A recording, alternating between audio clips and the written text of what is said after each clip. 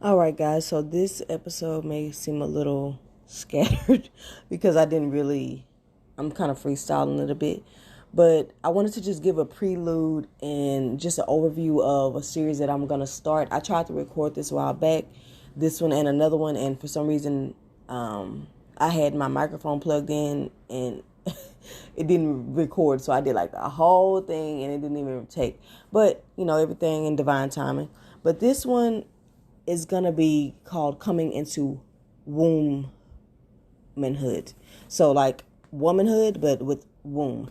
And I say that because I do feel like the womb is like the epicenter of the healing and the creativity and the manifestation and the sexual energy, all the things that encompasses to me femininity and just being a woman in general.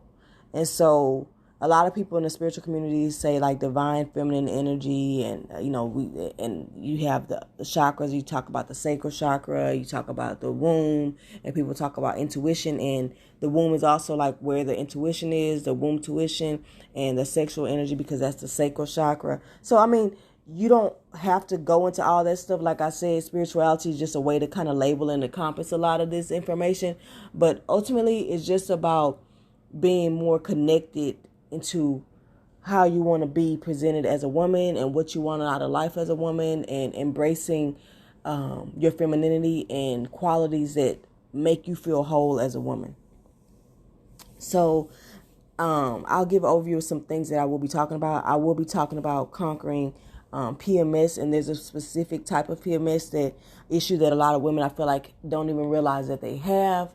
And they could be being manipulated in the spiritual community by thinking, that something's wrong with them, or that means that the person that they're with is evil or bad, or the man that they're with is causing all their issues, when really they're dealing with extreme type of PMS symptoms and different things like that. So I'm going to go into, my journey with that, debunking myths to dismantle social norms and stigmas around menstruating, sexuality, masculinity, femininity, racism, circumcision, any of those taboo things like sweaty butts, itchy butts, thrash, which is like yeast infections in the mouth, yeast infections, bacteria vaginosis, all of these things that people are ashamed to talk about, hemorrhoids, yet they're intimate topics, but you will be surprised how common they are. And these are things that I feel like they need to be talked about, and they need a platform, and they need representation from people who look like us, who can talk about it with a sense of maturity and, going to the efforts to try to get the best research they can. And I want to also talk about my journey and with my stillbirth, talk about that story. I will be doing, separate videos on that actual full story. And basically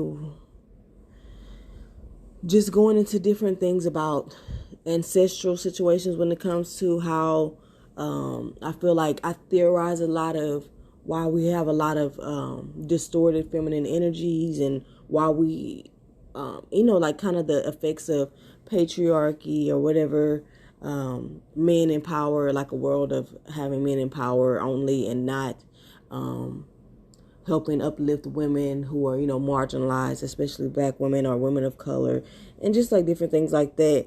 Talking about traumas, the inner child, sexual traumas, and other things that could be affecting women, giving book resources for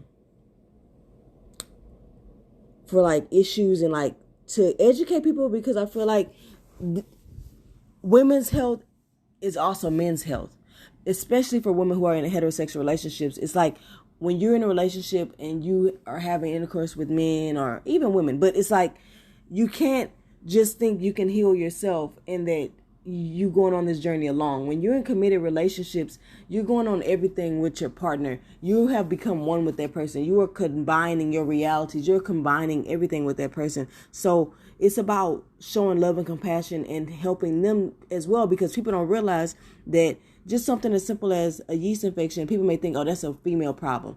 No, men get yeast infections as well. Yeast is a bacteria, and bacteria can grow in anybody. We all have bacteria. So it's like just things like that, there's a lot of ignorances around certain things, even like sex talk. There may be some things that people don't even know that, when it comes to the intimacy that involves intercourse, and just like educating, young people who may be in relationships and coming up, because like I said, a lot of us weren't taught or told a lot of the things as we grow up, and we just kind of are winging it and kind of just going with the flow. And this could be causing a lot of detrimental, internalized insecurities, guilt, shame, because we over here shaming somebody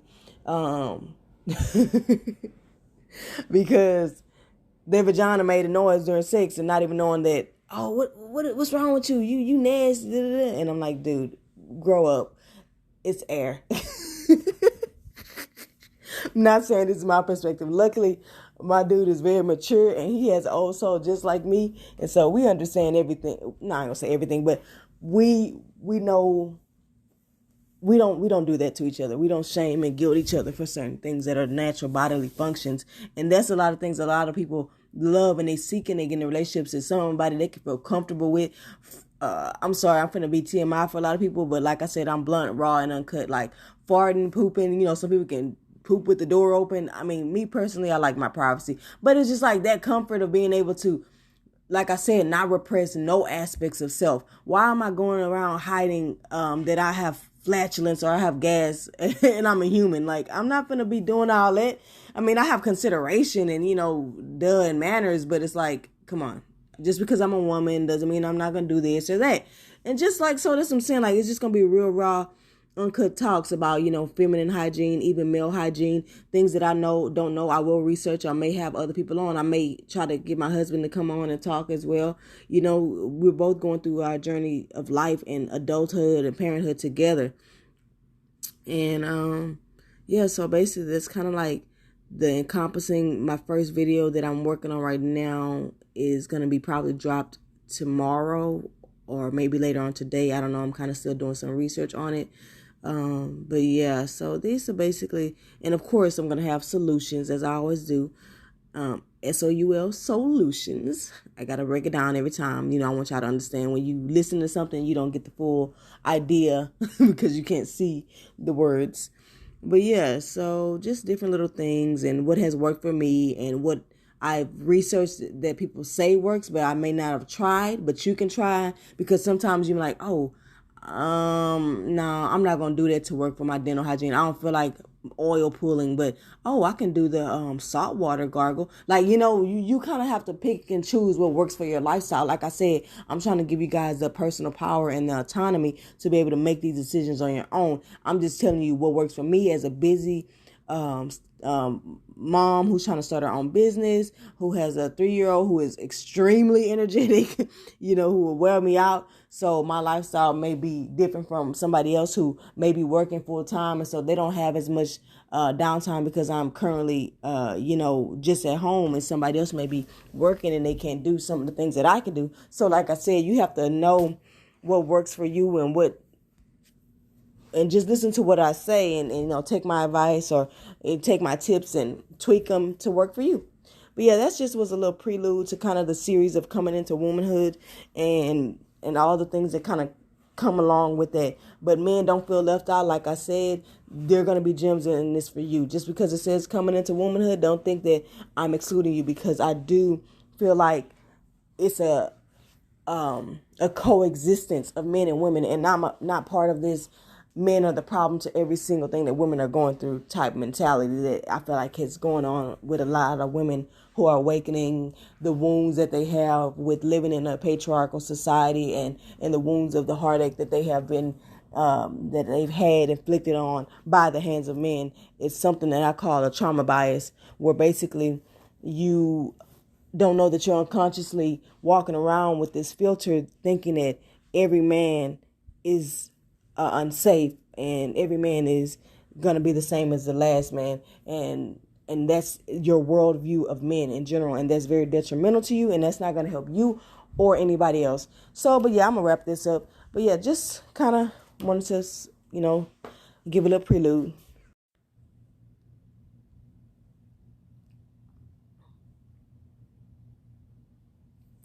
Disclaimer.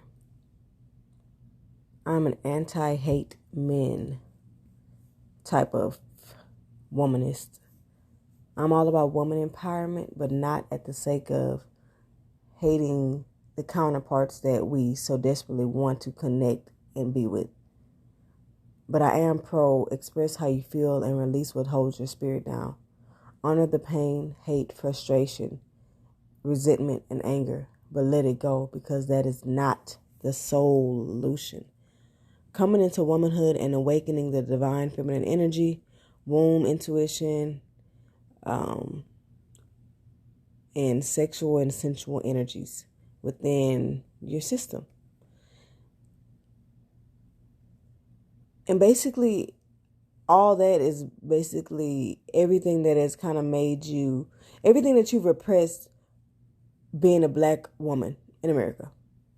And just being a woman in general, and just being a mother in general, everything you've repressed about yourself, and how that is shown up in your behaviors, how that is shown up in your attitudes and your characteristics and your personality and your thoughts and your feelings and emotional regulation, because of the repression of that unconscious mind. All of those things that you have pushed deep, deep, deep, deep down to continue to survive and continue to, function amongst in a society that, doesn't always make us feel good about being true to ourselves or what have you. Some mantras that I like to use are: I'm allowed to receive pleasure. It is safe. It is not a sin to receive pleasure. Pleasure is my birthright. Men are safe. Black men are safe. Black women are safe. My man is safe. I love and allow myself to receive all abundance bestowed upon me. God has given me an opportunity, and I'm open to receive. Amen, ashe, and so it is. Womanhood looks different for every woman, but for black women, we share a lot of the same struggles because we are cut from the same cloth, sewn together with blood, sweat, and tears of joy as well as pain. My womanhood started after finding the love of my life, having a child, and consists of so many other aspects of my femininity that add to the essence of me as a woman. I want to share my journey with you in hopes that my lesson, mistakes, and triumphs can lead you to your own solutions and salvation. Looking back and after awakening my intuition, and I say intuition not as a guide, but intuition as a guide to what's going on. It's not necessarily a guide to fact, but it's a guide to my feelings, and I use them. I use my womb intuition as a guide to what I need to validate. What is my body needing? What is it asking for? What is it feeling? And what can I do to give that to it? But after awakening that in my basically divine feminine womb space, I realized even though the intuition and or womb is a space that is supposed to guide us, and the womb is also, they say, in the gut, so it could be kind of the stomach and womb area, or in spiritual terms, sacral and solar plexus. But it's said to be a space that is to guide us, but it's also a space that needs healing, that I found from most women. A place that holds wounds from our hearts, our spirit, or our hearts and our emotions, which is what I call spirit too, and our body and our mind. And it is translated into feelings and thoughts. We create excess weight and energetic blocks as a means of protection and fear when we can't filter all of the negative energies absorbed in this area. We hold a lot of our stressors there, and that's why we are dying at higher rates from stomach, ovarian, and other cancers, because we carry so much dense internalized energies in the places that love us the most, that are stabilizers. But at what cost?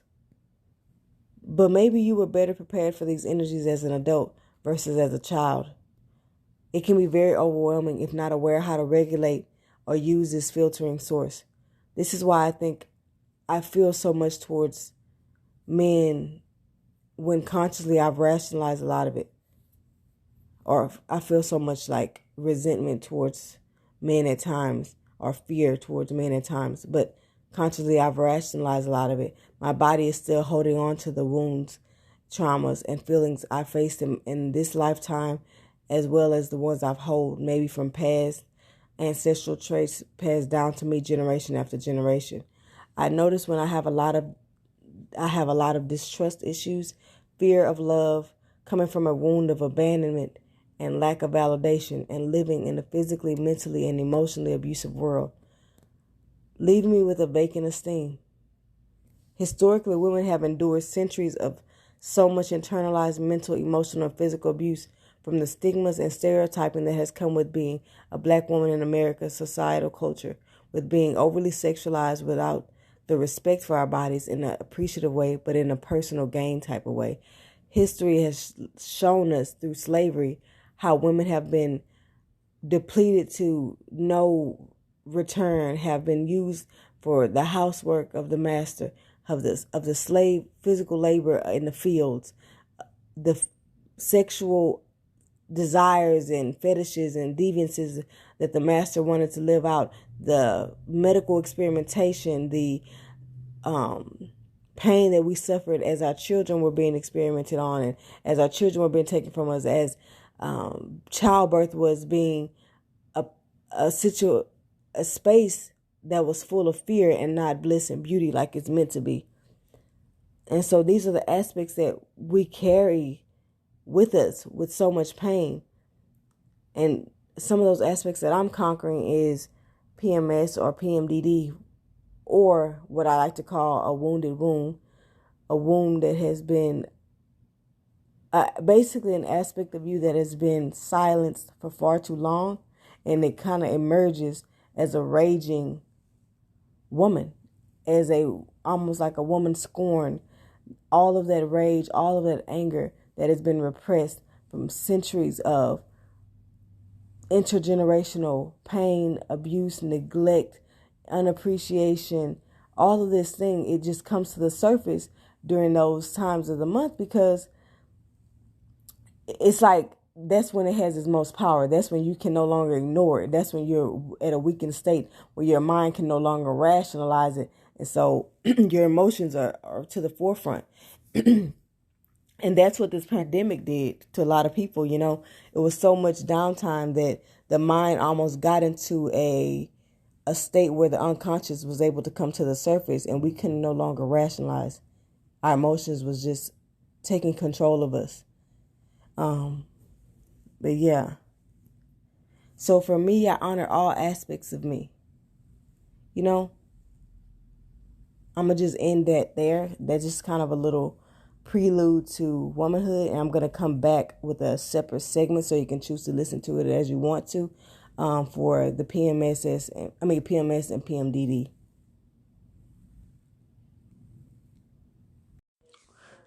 Ladies, are you having any paranoid thoughts fueled by fear of the future, worst case scenario, distrust of men in general, of your man currently? Have you had a history of being with a man who has broken the trust and the loyalty within a relationship, and it's fueling you with multiple thoughts? Even if he hasn't done it recently, you're constantly having these thoughts that he's cheating, unfaithful, disloyal, running game on you. I feel like this narrative is really perpetuated in culture, especially with black men, you know, being cheaters. And I don't know statistics, but the point is, you may be stuck in somewhat of a trauma loop where you need to deal with those feelings and figure out a way to release them. You need to have a compassionate conversation. You need to just tell them how you feel, how that made you feel. You know, hopefully get it an apology, get it some sincerity, not with don't go to them with some kind of, with a lot of attitude. If you have a lot of anger and resentment and those feelings, you need to talk to someone and let that out. You need to journal about it. You need to do whatever you have to do to release it. It may end up in an argument, and that's okay. But you need to be able to come back from that and make a choice of, do you want this relationship? Do you want it to work? Do you want to fight for it or not? And you have to go from there. You either have to forgive and move forward or not and move on. And holding each other hostage and not allowing each other to be free for whatever reasons, being an opportunist or just being comfortable or being content with what you have, the bare minimum, is not good enough. You need to try to make your relationship grow and start over. It's okay. It's okay to have a fresh start. A book that really helped me gain a lot of perspective is All About Love by Bell Hooks. I recommend that book. But also, just look at the signs. If this person is being sweet, if they're giving you kisses, if they're giving you hugs, despite what they have done, I understand you may have a hard time with trusting that what they're doing now is genuine. But all you can do is, with love, lean into faith. Lean into trust and trust in God that even if it doesn't work out, if something happens and your heart is broken again, then you have a choice to walk away or, do what you have to do. But you cannot tiptoe in love. You have to go in. You have to give it your all, or it's not going to have any sustainability. And so it's like you have to reestablish that trust and that loyalty and establish a love ethic. And Bell Hooks talks about that in the book that I was talking about. But it's basically having this understanding of love, respect, faith. And I do believe in bringing God into the relationship and praying together and doing things to connect intimately. But I'm going to go into that in a whole nother specifically designed series. But yeah, if you're having these paranoid thoughts, please deal with them. It is okay to have them, but not when you have to know how to release them. And that's what this is all about. Allowing the feelings to come up, the emotions to come up, the thoughts to come up, but then what am I going to do about it? How am I going to get into the driver's seat so I can stay ready so I ain't got to get ready? I hope this helps. Peace, love, light. Keep God first. Love you guys. Are you truly expressing yourself how you feel? Are you being validated when you express yourself? Are you getting sincerity, compassion, empathy? Or are you being led to feel like how you feel is unjustifiable or you're to blame for others' actions? You have to ask yourself, like, how can you get the validation you need? Because just like a lot of us who went through the spiritual awakening, where all of these emotions and energies kind of came to a head and just, it's like the straw that broke the camel's back. The everything came to a head and we couldn't control it because there was so many things that we had repressed for so long. So many moments where we were feeling frustrated or feeling angry or feeling this, and we just wanted to compromise and be the bigger person. And it's okay to be a bigger person, but sometimes it is okay to also express yourself. Being a bigger person doesn't mean walking away from every situation. Sometimes it means expressing yourself, and before it gets to a point of explosion, because you don't want to wait so long that now you're raging. Like, express your frustration, express your anger. Sometimes laugh through it too. Like, it's just about not allowing things to pile up because you want to keep the peace. Sometimes trying to keep the peace is killing your inner peace. So really, you're not keeping nothing, because eventually what goes on in the dark comes to the light, and that applies to inner work too. So whatever you repressing unconsciously, it's going to come out eventually, and that's going to fuel your behaviors. That's why you may have resentment towards men. That's why you may have distrust towards men, or that's why you may have insecurities or low arousal or whatever you may be dealing with within your relationships with your partner, significant others, or people around you just in general, because you're going around too much biting your tongue. And this is what makes you resent that person, because instead of you giving them the opportunity to make amends or speak their piece, you're biting your tongue. But yeah, just a little something to reflect on. Like I said, it doesn't mean you have to go crazy with it, but do express these things before they get to that point. And if it's already to the point, then journal about it, get automatic writing, like get it out first, then try to have those conversations when you're more level-headed and you've kind of reflected on it. But that's all. Rise and shine your light and opulent solution seekers. It's your girl, the spiritual activist, coming to you with another word, message, spot of wisdom, whatever you want to call it. Okay, so on today's episode, as I drive to work, I was reflecting on this morning. Like I said, a lot of times my downloads or revelations come in those wee mornings. That's why I try to give myself the space before I get my son up and whatnot as I'm getting ready. Being mindful, I'm in a meditative state almost. It's very quiet, still. So doing my little routine, I'm just reflecting and thinking in a very calm, not anxious way. So I was thinking about, women's moon cycle, or, just the cycle in general for women. And a lot of people, talk about, I think it's called PMDD. It's kind of like a very extreme version of PMS. And then I've heard, people say PMS is basically physical, mental, and spiritual imbalance, basically. But I look at it a little bit like that in other ways.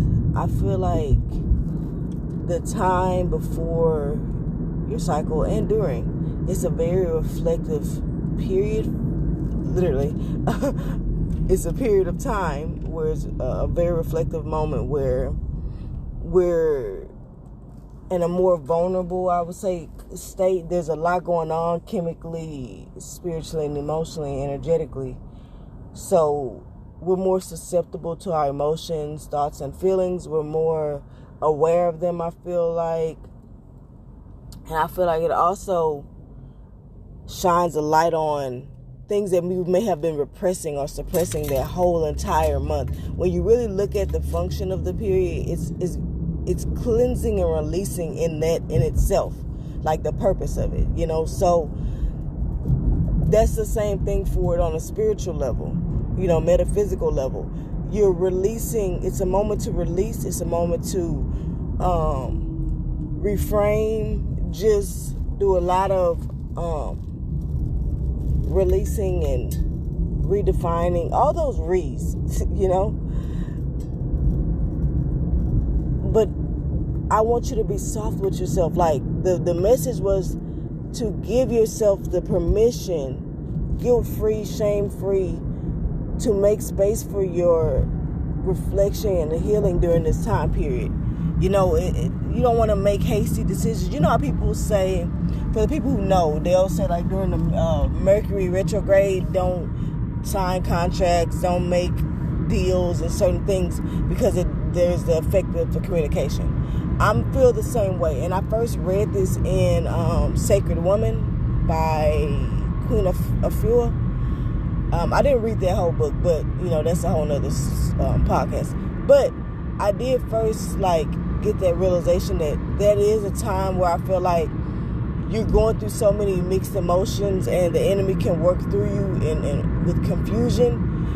That discernment level may not be up there yet if you haven't had the chance to connect with your own spirit and really understand your spirit and know who it is.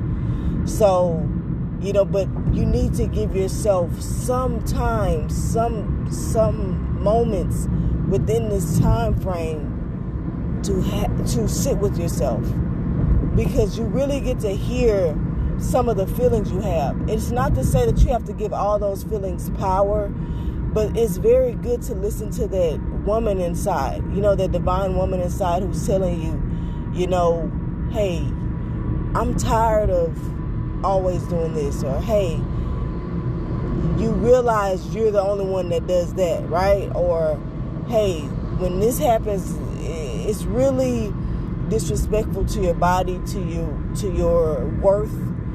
So it's very important to not silence that voice, because it's already been silenced enough.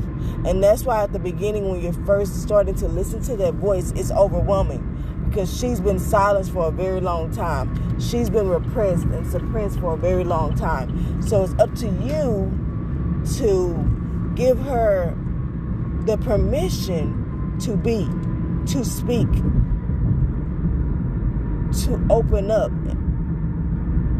And this clears out a lot of blockages within the chakras as well. Like, it cleanses out a lot of energy centers within your body, because this, in essence, is dealing with the womb. And that's the epicenter of your essence.